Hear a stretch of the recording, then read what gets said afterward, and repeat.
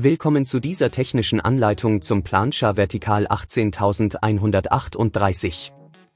Wir sind Kelatos Informática, Spezialisten für technische Reparaturen. Wir holen dein Gerät direkt bei dir zu Hause ab, führen eine kostenlose Diagnose durch und schicken dir einen Kostenvoranschlag, bevor wir reparieren. Keine Anrufe, keine Fahrten. Wir befinden uns in der Calle Joaquin Maria Lopez 26, Madrid. Bequem, transparent und professionell. Link in der Beschreibung. Die Plancha vertikal 18138 macht komische Geräusche, was ein Zeichen für ein Problem mit dem Kabel oder den inneren Komponenten sein kann. Wenn diese Geräusche ignoriert werden, kann es zu weiteren Schäden führen, die eine kostspieligere Reparatur nach sich ziehen. Deshalb ist es wichtig, das Problem schnell zu beheben.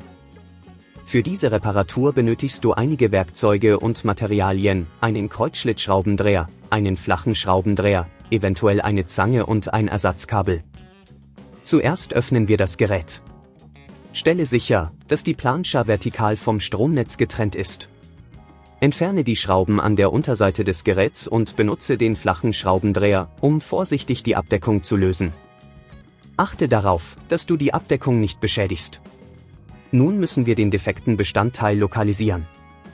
In den meisten Fällen sind es die Kabel, die durchgebissen wurden oder lose Verbindungen haben. Überprüfe alle Kabel und Verbindungen gründlich.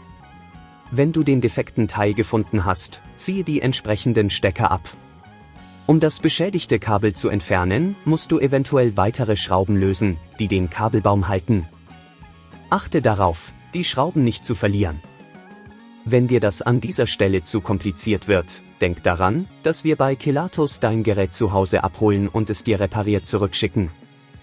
Nachdem das defekte Kabel entfernt ist, setze das neue Kabel ein und schließe alle Stecker wieder an. Überprüfe, ob alles richtig sitzt und dass keine Kabel knicken oder gequetscht werden. Wenn alles in Ordnung ist, schraube die Abdeckung wieder auf und stelle sicher, dass alle Schrauben fest angezogen sind. Um sicherzustellen, dass die Plancha vertikal funktioniert, schließe sie wieder an das Stromnetz an und teste, ob die komischen Geräusche verschwunden sind. Wenn du die Schritte befolgt hast, sollte deine Plancha jetzt wieder einwandfrei funktionieren. Um zukünftige Probleme zu vermeiden, achte darauf, dass keine Tiere in die Nähe der Geräte gelangen und überprüfe regelmäßig die Kabel auf Beschädigungen. Wenn du kein Risiko eingehen willst, bei Kelatos holen wir dein Gerät ab, reparieren es und liefern es dir nach Hause, deutschlandweit. Link in der Beschreibung.